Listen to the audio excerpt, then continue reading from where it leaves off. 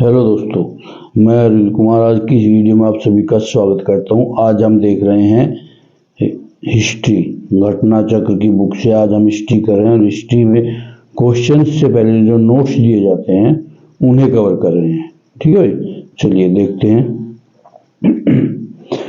मौर्य राजवंश की स्थापना चंद्रगुप्त मौर्य ने की थी। एक हमारी बात स्पष्ट हो जाती है कि मौर्य राजवंश की स्थापना किसने की थी। मौर्य राजवंश की स्थापना की थी चंद्रगुप्त मौर्य ने। वह भारत का प्रथम ऐतिहासिक सम्राट था। वह ऐसा पहला सम्राट था जिसने वृहत्तर भारत पर अपना शासन स्थापित किया था। इसका विस्तार यानी चंद्रगुप्त मौर्य के शासन का विस्तार ब्रिटिश साम्राज्य से भी बड़ा था। उसके साम्राज्य की जो सीमा है वो ईरान से मिलती थी, ईरान तक मिलती थी। उसने ही भारत में सर्वप्रथम राजनीतिक रूप से एकबद्धता स्थापित की थी। विशाखा दत्त कृत पुस्तक मुद्रा राक्षस, यानी जो मुद्रा कई बार पूछा गया है, मुद्रा राक्षस है वो किसके द्वारा लिखी गई। विशाखा दत्त कृत मुद्रा राक्षस में चंद्रगुप्त को नंदराज का पुत्र माना गया है। मुद्रा राक्षस में चंद्रगुप्त को वत्सल या कुलीन भी कहा गया है। घुंडीराज ने मुद्रा राक्षस पर टीका लिखी थी। मुद्रा राक्षस के अतिरिक्त विशाखा दत्त के नाम से दो अन्य रचनाओं का भी उल्लेख मिलता है। देवी चंद्रगुप्तम पहली रचना, अभिसारिका वंचितक या अभिसारिका बधितक। क्षेमेंद्र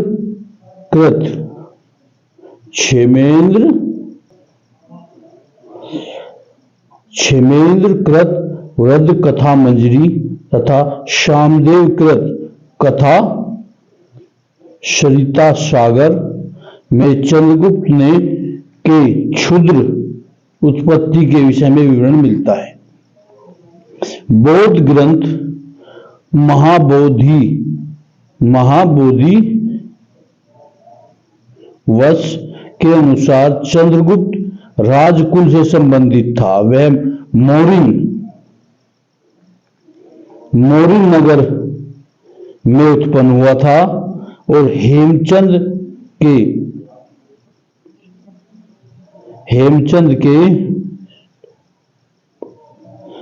परिशिष्ट परवन ने चंद्रगुप्त को मयूर पोषकों के ग्राम के मुखिया के पुत्री का पुत्र बताया गया है। मयूर पोषकों के ग्राम के मुखिया के पुत्री का, मुखिया की जो पुत्री थी उसका पुत्र बताया गया है।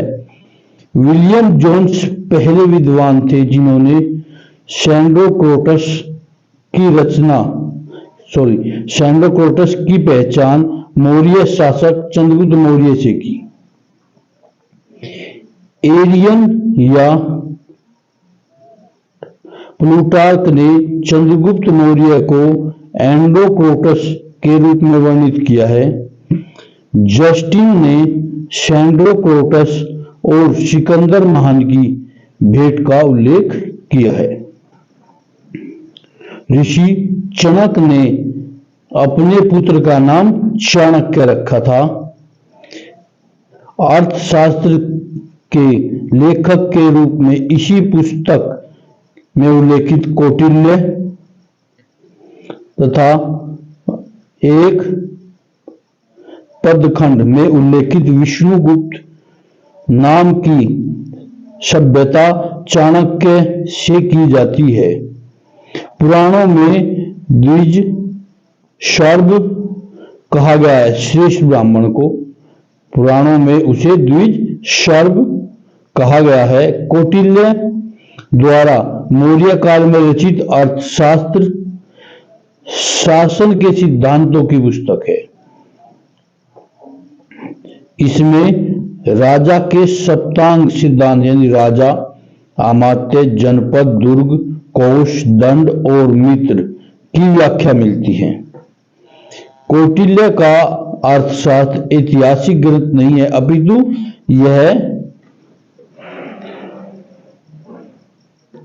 अपितु यह राजनीतिक शास्त्र का एक अद्वितीय ग्रंथ है। इसकी तुलना मैकियावेली के प्रिंस से की जाती है। चंद्रगुप्त मौर्य ने दक्षिण भारत की विजय प्राप्त की थी। जैन और तमिल साक्ष्य भी चंद्रगुप्त मौर्य की दक्षिणी विजय की पुष्टि करते हैं। कौन कौन चंद्रगुप्त मौर्य के दक्षिणी? जैन और तमिल साक्ष्य।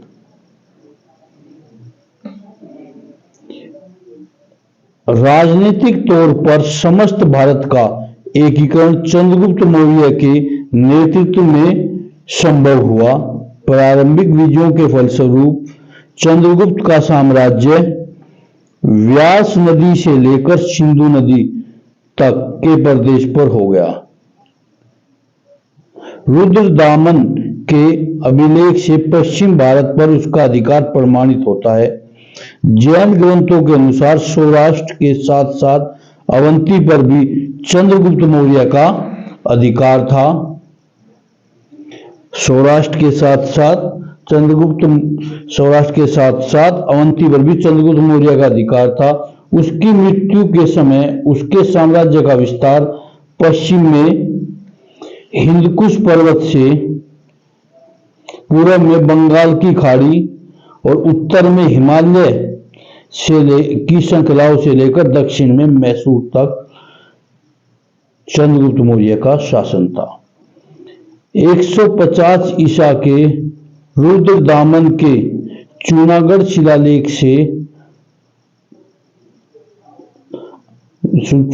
शिलालेख में अंतरन और सौराष्ट्र गुजरात प्रदेश में चंद्रगुप्त मौर्य के प्रांतीय राज्यपाल पुष्यगुप्त द्वारा सिंचाई के बांध के निर्माण का उल्लेख मिलता है।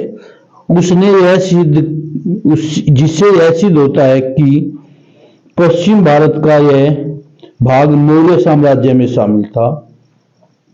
चंद्रगुप्त मौर्य ने सिकंदर के साम्राज्य के पूर्वी भाग के शासक सेल्यूकस की आक्रमणकारी सेना को 350 ईसा पूर्व में परास्त किया था। सेल्यूकस की आक्रमणकारी सेना को 305 ईसा पूर्व में परास्त किया था। यूनानी लेखों से बिंदुसार को अमित्रोकेडीज कहा है।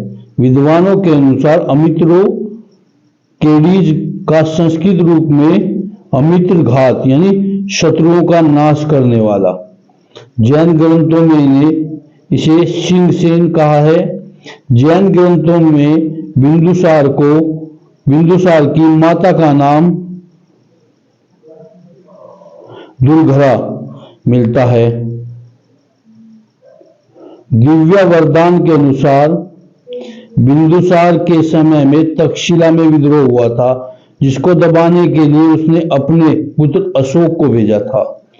स्ट्रोबो के अनुसार बिंदुसार के समय में मिस्र के राजा एंटियोकस ने डाइमेक्स नामक राजदूत भेजा था।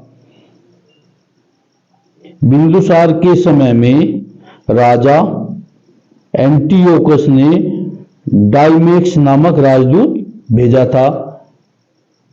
प्लिनी के अनुसार मौर्य राजदरबार में मिस्र के राजा टालेमी द्वितीय फिलाडेक्स ने डायनोसिस नामक राजदूत भेजा था। फिलाडेल्फस ने डायनोसिस नामक राजदूत भेजा था। बिंदुसार ने सीरिया के शासक एंटियोकस से 3 वस्तुएं मांगी थी। पहली वस्तुओं में थी मीठी मदिरा, सूखे अंजीर तथा दार्शनिक।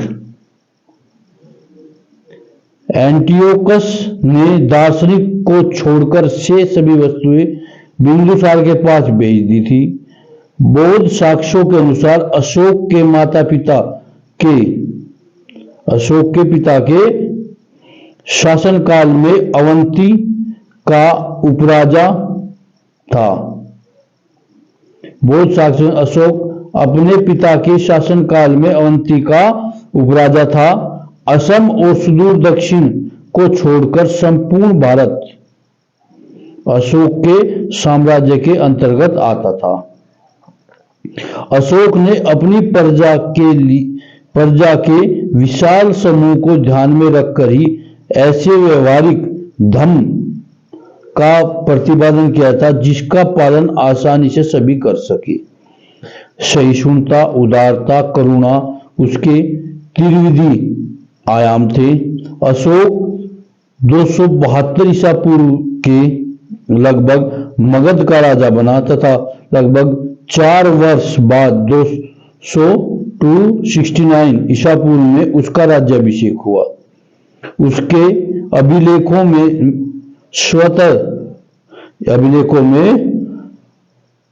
सर्वत्र उसे देव नाम पिया और देव नाम पियादशी कहा गया, जिसका अर्थ है देवताओं का प्रिय या देखने में सुंदर। पुराणों में उसे अशोक वर्धन कहा गया। दशरथ भी अशोक की तरह देव नाम पिया की उपाधि रखता था।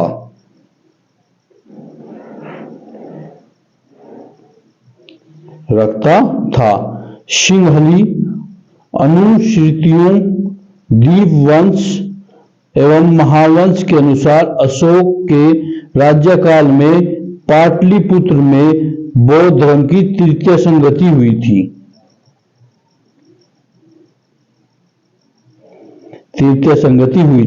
इसकी अध्यक्षता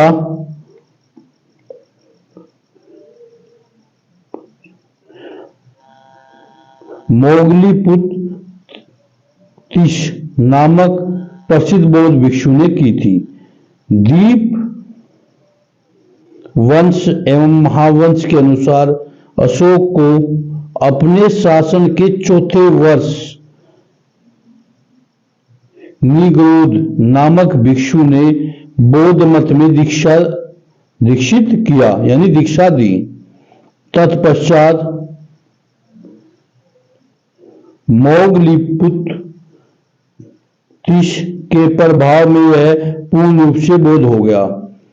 दिव्य वरदान के अनुसार अशोक ने उपगुप्त नामक बौद्ध भिक्षु ने बौद्ध धर्म की दीक्षा दी। मौर्य शासकों में अशोक और उसका पुत्र दशरथ बौद्ध धर्म के अनुयायी थे।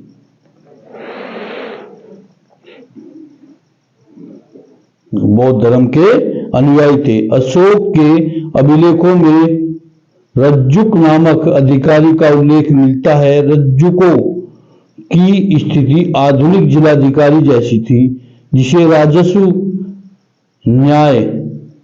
राजस्व तथा न्याय रज्जु यानी आधुनिक जिलाधिकारी जिसे राजस्व और न्याय दोनों क्षेत्रों का अधिकार प्राप्त था। अग्रनोमोई जिले के अधिकारियों को कहा जाता था। मौर्य ने व्यापारिक काफिलों के मुखिया को सातवाह की संज्ञा दी थी। बौद्ध धर्म ग्रहण करने के उपरांत अशोक ने आखेट विहार यात्राओं को रोक दिया तथा उसके स्थान पर धर्म यात्राओं को प्रारंभ किया। राज्याभिषेक के 10 वर्ष बाद 8वां शिलालेख संबोधि यानी बोध गया तथा 20 वर्ष बाद रुग्मिंदेयी अभिलेख यानी रुग्मिंदेयी गया तथा उनकी पूजा की। इतिहासकार विसेट आर्थर स्मिथ ने अपनी पुस्तक Ashoka the Buddhist emperor of India. विशेष अर्थ स्मिथ ने पुस्तक लिखी थी Ashoka the Buddhist emperor of India के 7वें अध्याय the Indian legend of Ashoka. The Indian legend of Ashoka में साहित्यिक साक्ष्यों के आधार पर उपगुप्त के साथ अशोक की धम्म यात्राओं का क्रम इस प्रकार दिया। लुम्बिनी, कपिलवस्तु, बोधगया, सारनाथ, कुशीनगर और श्रावस्ती। अशोक ने अपने राज्याभिषेक के 10 वर्ष बाद बोधगया की यात्रा की, 20 वर्ष बाद लुम्बिनी की तथा वहां एक शिलास्तंभ स्थापित किया। बुद्ध की जन्मभूमि होने के कारण लुम्बिनी ग्राम का भोग कर माफ कर दिया तथा भू राजस्व 1/6 से घटाकर 1/8 कर दिया। कालसी, गिरनार और मेरठ के अभिलेख ब्राह्मी लिपि में है। कालसी, गिरनार और मेरठ के अभिलेख किसमें है? ब्राह्मी लिपि में है। अशोक का इतिहास हमें मुख्यतः उसके अभिलेखों से ज्ञात होता है, प्राप्त होता है, या अभिलेखों की जानकारी, अभिलेखों से अशोक के शासनकाल की जानकारी हमें प्राप्त होती है।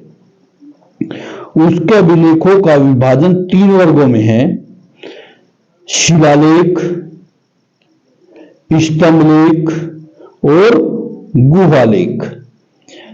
शिलालेख 14 विभिन्न लेखों का एक समूह है जो 8 भिन्न स्थानों से प्राप्त किए गए हैं। पहला शाहबाजगढ़ी, मानसेरा, कालसी, गिरनार, धौली, जोनगढ़, एरागुडी, सोपारा। अशोक के अधिकांश अभिलेख प्राकृत भाषा या ब्राह्मी लिपि में हैं।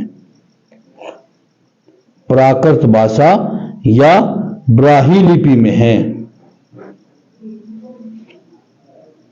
2 अभिलेख शाहबाजगढ़ी और मानसेरा तो ब्राह्मी लिपि में न होकर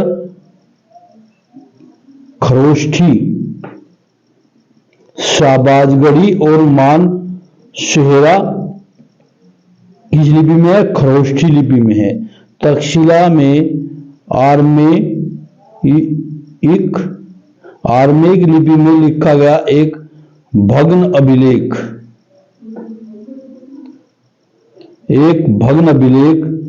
शेरुकुना नामक स्थान में यूनानी और आर्मेयिक लिपियों में लिखा गया द्विभाषीय यूनानी तथा सीरियाई भाषा अभिलेख तथा लंगमान नामक स्थान से आर्मेयिक लिपि में लिखा गया अशोक का अभिलेख प्राप्त हुआ है।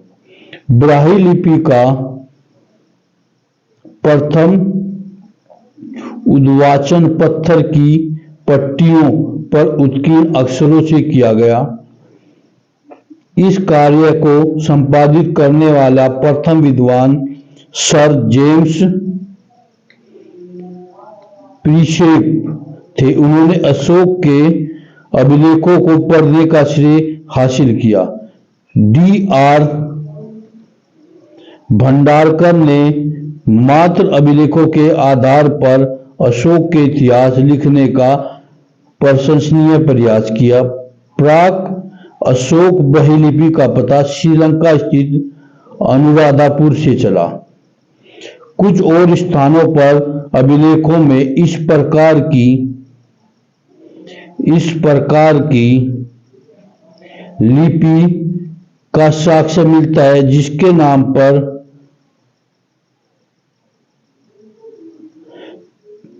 पी परवाह, शोह गोरा और महास्थान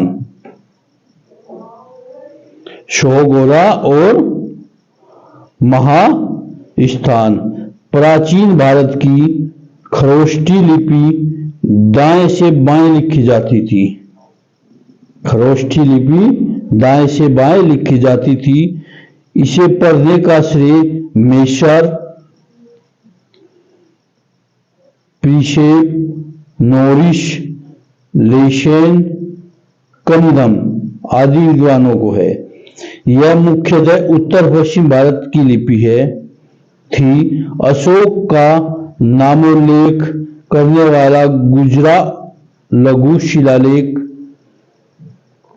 मध्य प्रदेश के दतिया जिले में स्थित है। मास्की, नेतूर एवं उडेगोलम के लेखों में भी अशोक का व्यक्तिगत नाम मिलता है।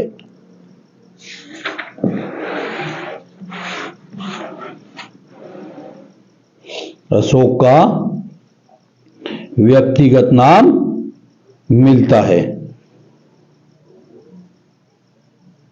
भारबू यानी बैराट स्तंभ लेख में अशोक ने स्वयं को मगध का सम्राट बताया। यही अभिलेख अशोक को बौद्ध धर्मावलंबी प्रमाणित करता है। यानी यह प्रमाणित करता है कि अशोक जो है बौद्ध धर्म का प्रतिपालक था। अशोक के प्रथम शिलालेख में पशु बलि का निषेध, प्रथम शिलालेख में पशु बलि निषेध के संदर्भ में लेख इस प्रकार है। यहाँ कोई जीव मारकर बलि न दिया जाए और न कोई उत्सव किया जाए। पहले प्रियदर्शी राजा की पाठशाला में प्रतिदिन सैकड़ों जीव मांस के लिए मारे जाते थे, लेकिन अब इस अभिलेख के लिखे जाने के बाद सिर्फ 3 पशु प्रतिदिन मारे जाएंगे, 2 मोर, 1 मृग। इनमें भी मृग हमेशा नहीं मारा जाएगा और ये तीनों भी भविष्य में नहीं मारे जाएंगे। 5वें स्तंभ लेख में अशोक द्वारा राज्याभिषेक के 26वें वर्ष बाद विभिन्न प्रकार के प्राणियों के वध को वर्जित करने का स्पष्ट उल्लेख है। अशोक के राज्यकाल में पहली बड़ी घटना कलिंग युद्ध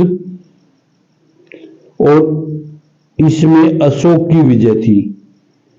अशोक ने 13वें शिलालेख से इस युद्ध के संदर्भ में स्पष्ट साक्ष्य मिलते हैं। यह घटना अशोक के शासनकाल के 8 वर्ष बाद 261 ईसा पूर्व में घटित हुई। इस शिलालेख में उसने कलिंग युद्ध में मरे हुए पीड़ा पर अपना दुख और पश्चाताप व्यक्त किया। अशोक ने दीर्घ शिलालेख यानी 12वें में सभी संप्रदायों के सार की वृद्धि होने की कामना की। इसका धार्मिक सहिष्णुता हेतु पालनीय उपाय बताए गए। अशोक ने दूसरे और 13वें शिलालेख के संगम राज्यों की सूचना मिलती है। मौर्य शासक अशोक ने 13वें शिलालेख से यह ज्ञात होता है कि अशोक ने 5 यवन राजाओं के साथ मैत्रीपूर्ण संबंध थे। अशोक के 5 यवन राजाओं के साथ मैत्रीपूर्ण संबंध थे। कौन कौन से थे इनमें? अंतियोक, तुरम या तुरमाय, अंत, किमी, गम और अलिकसुंदर।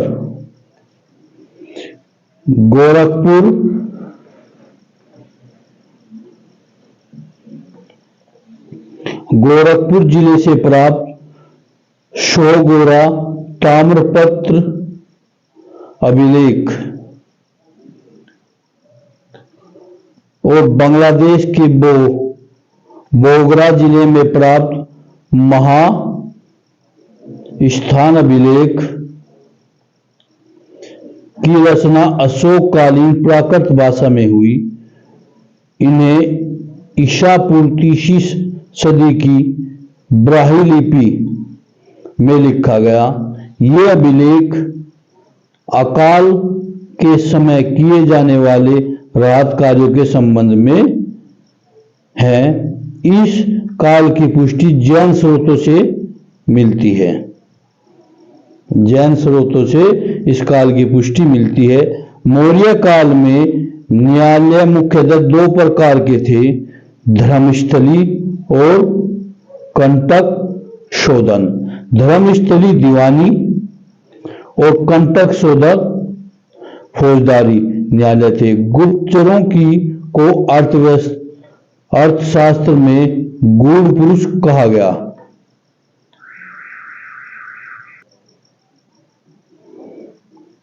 अर्थशास्त्र में दो प्रकार के गुप्तचरों का उल्लेख मिलता है। एक तो संस्था अर्थात एक ही स्थान पर रहने वाले, और एक संचरा यानी प्रत्येक स्थान का भ्रमण करने वाले। मैगस्थनीज की इंडिका में पाटलिपुत्र के नगर प्रशासन का वर्णन मिलता है।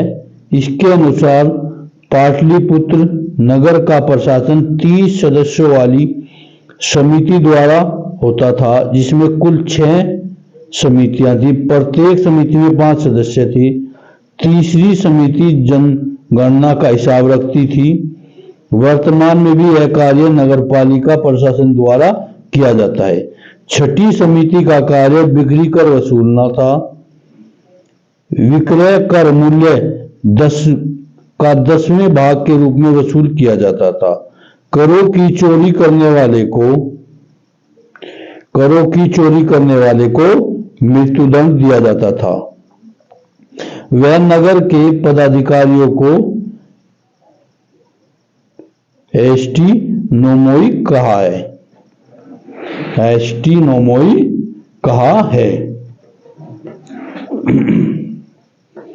मैगस्थनीज सेल्यूकस निकेटर द्वारा चंद्रगुप्त मौर्य की राज्यसभा में भेजा गया यूनानी राजदूत कहा था। मौर्य युग में नगरों का प्रशासन नगरपालिकाओं द्वारा चलाया जाता था, जिसका प्रमुख नगरक या पुरमुख था। मैगस्थनीज ने तत्कालीन भारतीय समाज में 7 श्रेणियों में विभाजित किया था, जो दार्शनिक, कृषक, पशुपालक, कारीगर, योद्धा, निरीक्षक और मंत्री। मैगस्थनीज भारतीय समाज में दास प्रथा के प्रचलित होने का उल्लेख नहीं करता। उसने के अनुसार मौर्य काल में कोई भी व्यक्ति न तो जाति से बाहर विवाह कर सकता था और न ही उसे भिन्न पेशा ही अपना सकता था। इतिहासकार स्मिथ के अनुसार हिंदकुश पर्वत भारत की वैज्ञानिक सीमा थी। अशोक के अभिलेख मौर्य साम्राज्य के 5 प्रांतों में हैं, जो के नाम के उल्लेख मिलते हैं। उत्तरपथ, तक्षशिला, अवंतिवट, उज्जैनी, कलिंग, तोसली, दक्षिणपथ, स्वर्णगिरी, पश्चिम पूर्वी प्रदेश, पाटलिपुत्र। भाग एवं बलि प्राचीन भारत के राजस्व के स्रोत थे। भाग एवं बलि प्राचीन भारत के राजस्व के स्रोत थे। अर्थशास्त्र से ज्ञात होता है कि राजा भूमि का मालिक होता था। वह भूमि से उत्पन्न अनाज के एक भाग का अधिकारी था। इस कर को भाग कहते थे। इसी प्रकार बलि भी राजस्व का स्रोत था। मौर्य मंत्रिपरिषद में राजस्व एकत्र करने का कार्य समाहर्ता के द्वारा किया जाता था। अंतरपाल, सीमा रक्षक या सीमावर्ती दुर्ग की देखभाल करता था, जबकि प्रदेष्टा प्रदेष्टा विषयों या कमिश्नरियों का प्रशासक था। उपयुक्त पदाधिकारियों के अतिरिक्त अन्य पदाधिकारी इस प्रकार थे: प्रणयाध्यक्ष, सुराध्यक्ष, सुनाध्यक्ष, गणिकाध्यक्ष, शीताध्यक्ष, आकाराध्यक्ष, लक्षणाध्यक्ष, लोहाध्यक्ष व नवाध्यक्ष। अर्थशास्त्र में पति द्वारा पत्नी के लिए विवाह विच्छेद की अनुमति दी गई है। मौर्यकालीन समाज में तलाक की प्रथा थी। पति बहुत समय तक विदेश में रहने या उसके शरीर में दोष होने पर पत्नी उसका त्याग कर सकती थी। इसी प्रकार पत्नी के व्यभिचारिणी होने या बाध्य होने जैसी दशाओं में पति उसका त्याग कर सकने का अधिकारी था। विदेशियों को भारतीय समाज में मनु द्वारा क्षत्रिय का सामाजिक स्तर दिया गया था।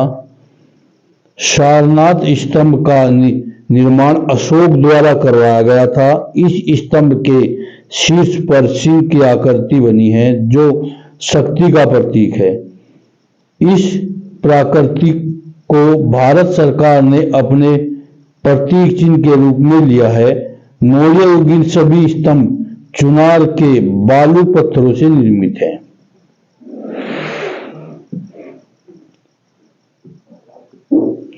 स्थापत्य कला के दृष्टिकोण से रांची के स्तूप को सर्वश्रेष्ठ माना गया है। रांची मध्य प्रदेश के रायसेन जिले में स्थित है।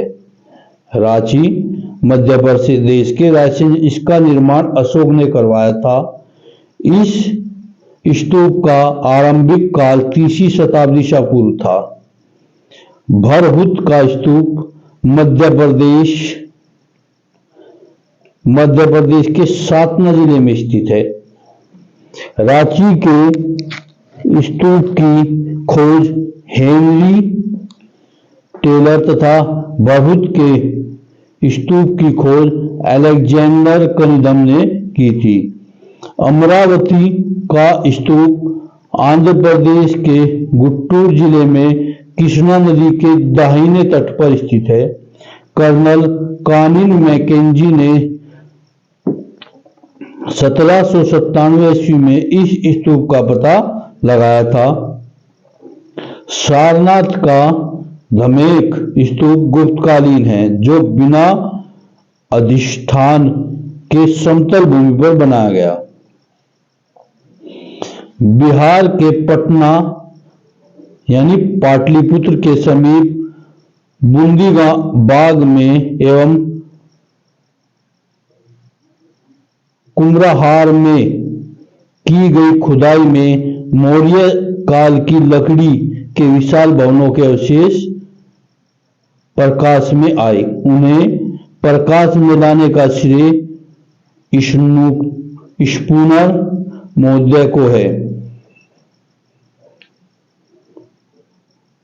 बुलंदीबाग से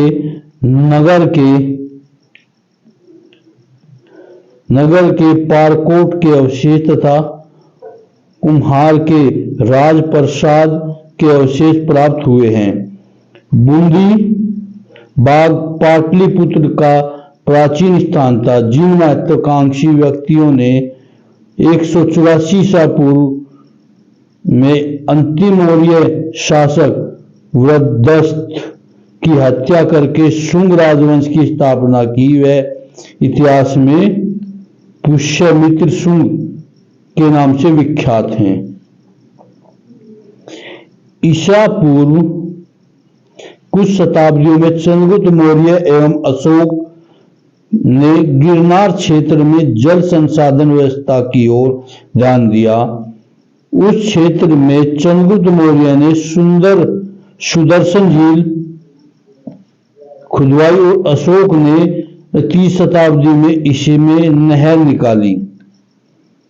शक छत्रप